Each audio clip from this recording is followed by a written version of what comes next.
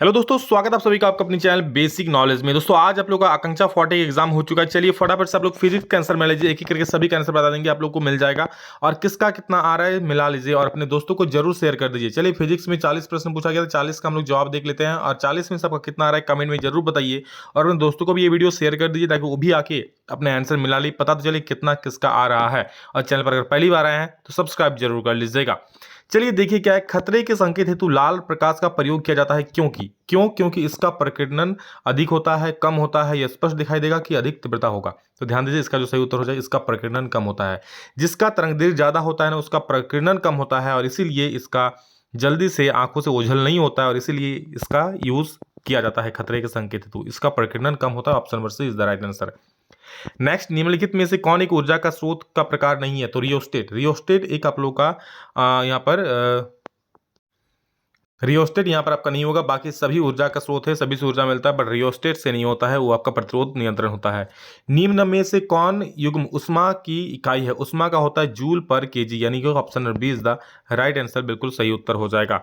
Next 4 number देख लीजिए। एक अच्छे टेलीस्कोप का बिंब में होना चाहिए, अच्छे जो टेलीस्कोप है उसका बिंब में क्या होना चाहिए? बड़ा द्वारक एवं लंबी फोकस दूरी, बड़ा द्वारक परंतु छोटी फोकस दूरी, की छोटा द्वारक लंबी फोकस छोटी फोकस दूरी, की छोटा द्वारक लंबी फोकस दूरी।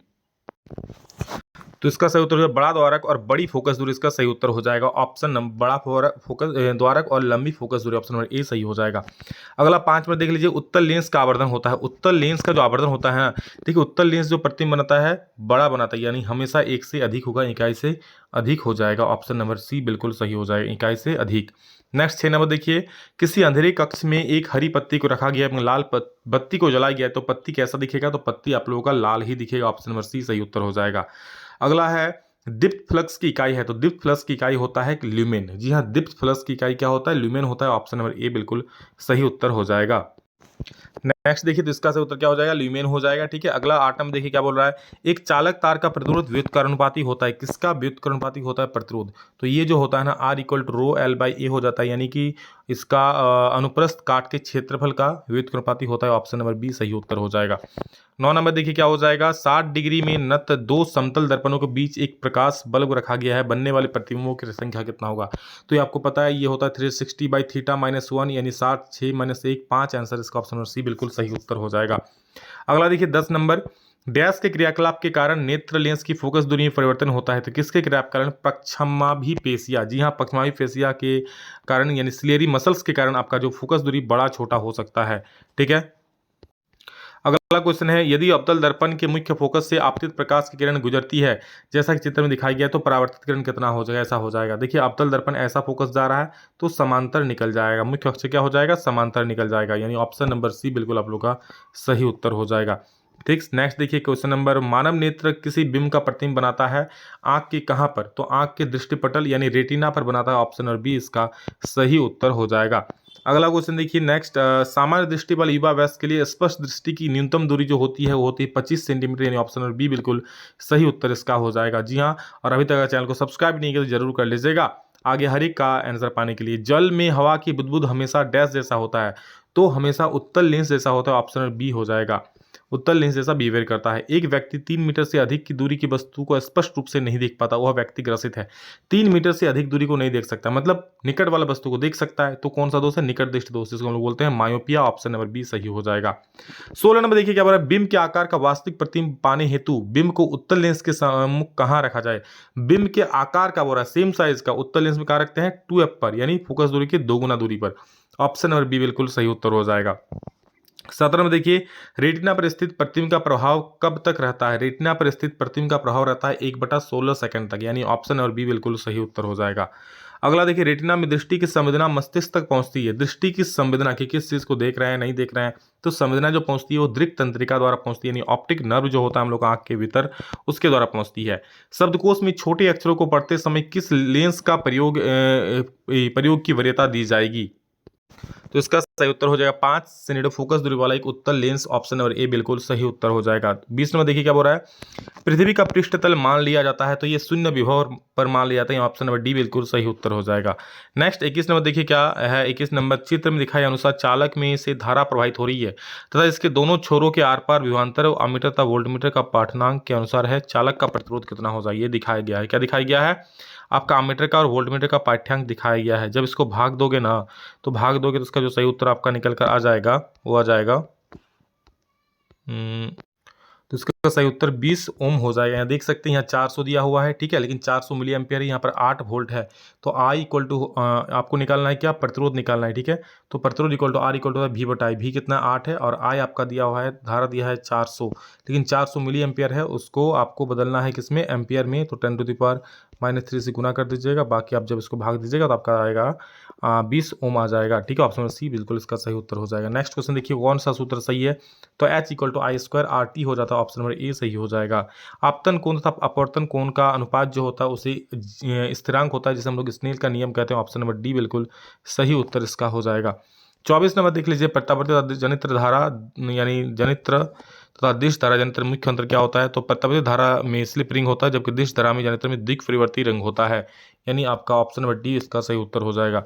25 नंबर देख लीजिए क्या बोल रहा है, प्रेरित विभवांतर का आयाम बंद परिपथ के साथ संयोजित चुंबकीय फ्लक्स के परिवर्तन की दर के बराबर होता है, यह डैश है, तो यह लेंस का नियम है, ऑप्शन नंबर सी सही हो जाएगा 25 का। 26 नंबर देख लीजिए क्या बोल रहा है, एक विद्यार्थी को प्रत्येक 1.5 वोल्ट के 4 सेल जोड़कर एक 6 वोल्ट की बैटरी बनाना है, सही संयोजन क्या है, मतलब 4 गो बैटरी जोड़ा रहा है ना, तो 4 गो बैटरी की दर है। देखिए सबसे पहले मेरी बात, ये जो आपका फिगर है वो गलत है, ये फिगर ही गलत है, ये भी फिगर गलत दिया है, तो आपका ये फिगर सही है। 4 गो बैटरी इसमें दिख जाएगा, आपका 4 गो सेल जोड़ करके बनाया गया है बैटरी को। नेक्स्ट क्वेश्चन देख लीजिए, इसको सभी को समांतर क्रम में जोड़ने बोला है, यानी 1/2 1/3 1/5 जोड़ोगे, ठीक है, 1/2 करोगे प्लस 1/3 करोगे प्लस 1/5 करोगे, ठीक है, समांतर क्रम में जोड़ने को कहा गया है। जब इसका सॉल्यूशन करोगे ना तो 30/31 इसका जब निकाल लोगे तो आर का वैल्यू आ जाएगा 30/31, ठीक है, 31/30 आएगा, जब आर निकालोगे 30/31 आ जाएगा, ऑप्शन बी सही, ऑप्शन बी सही हो जाएगा। नेक्स्ट देखिए, किसी पदार्थ का परावैद्युत शक्ति डैश पर निर्भर करता है, मोटाई, नमी की मात्रा या फिर तापमान। परावैद्युत शक्ति यानी डाइलेक्ट्रिक स्ट्रेंथ डिपेंड करता है उसका तो देखिए किसी भी चीज़ का, ये आपका 12th का क्वेश्चन है, 11th-12th का क्वेश्चन है, 10th का नहीं है। तो किसी भी चीज़ का जो परावैद्युत शक्ति डायलेक्ट्रिक से डिपेंड करता है ना, उसके मोटाई पर भी डिपेंड करता है, नमी की मात्रा पर भी, तापमान पर भी। क्वेश्चन थोड़ा सा फॉल्ट मुझे लग रहा है, ठीक है, बट मोटाई आप लोग मार सकते हो, इसमें से कोई मारते सही हो जाता है। 28 का। नेक्स्ट 29 में देखिए, एक प्रायोगिक विद्युत मोटर में कुंडली को कहा जाता है, क्या कहा जाता है, तो उसको आर्मेचर कहा जाता है, क्या कहा जाता है, आर्मेचर कहा जाता है कुंडली को। नेक्स्ट क्वेश्चन देखिए 30 नंबर, प्रोटॉन के निम्नलिखित गुणों में से कौन सा परिवर्तित हो सकता है जब ये चुंबकीय क्षेत्र में स्वतंत्र रूप से चलेगा, तो इसका जो संवेग परिवर्तन हो सकता है, ठीक है, जब यह चुंबकीय क्षेत्र में चलेगा, ठीक है, ऑप्शन नंबर सी सही हो जाएगा। नेक्स्ट अगला देखिए 31 बोल रहा है, निम्नलिखित में से कौन सा चित्र सही है, तो उत्तल लेंस का अगर सही चीज़ निकालोगे इसमें तो सही निकल कर आएगा, ऑप्शन नंबर ए, 1 नंबर बिल्कुल सही उत्तर हो जाएगा, बाकी कोई भी सही नहीं है, यानी ए नंबर बिल्कुल सही हो जाएगा। अगला प्रश्न है, डैश के लिए चुंबक प्रवृत्ति धनात्मक या तथा कम होती है, तो किसके लिए होती है, तो अनुचुंबकीय के लिए हो जाएगा, यानी ऑप्शन नंबर बी बिल्कुल इसका सही उत्तर हो जाएगा। अनुचुंबकीय पदार्थ के लिए इसकी प्रकृति धनात्मक तथा 1 से कम होती है तथा कम होती है। अगला है 33 नंबर, देखिए लेंस का नियम डैश के संरक्षण नियम का परिणाम है, तो ये आप लोगों का लेंस का जो नियम होता है ना, ऊर्जा के संरक्षण के नियम का परिणाम है, ऑप्शन नंबर ए सही हो जाएगा। 34 देखिए, विद्युत चुंबकीय प्रेरण की घटना क्या है, तो ये होता है चुंबक तथा कुंडली के बीच में आपेक्षिक गति के लिए कुंडली में प्रेरित विद्युत धारा उत्पादन, ऑप्शन नंबर सी बिल्कुल सही उत्तर हो जाएगा, ठीक है। नेक्स्ट है हम लोग का 36 के साथ पृथ्वी के कुल चुंबकीय क्षेत्र द्वारा बनाया गया कोण कहलाता है, तो वो होता है नमन कोण हो जाता है, एंगल ऑफ डीप हो जाता है, ऑप्शन नंबर ए सही हो जाएगा।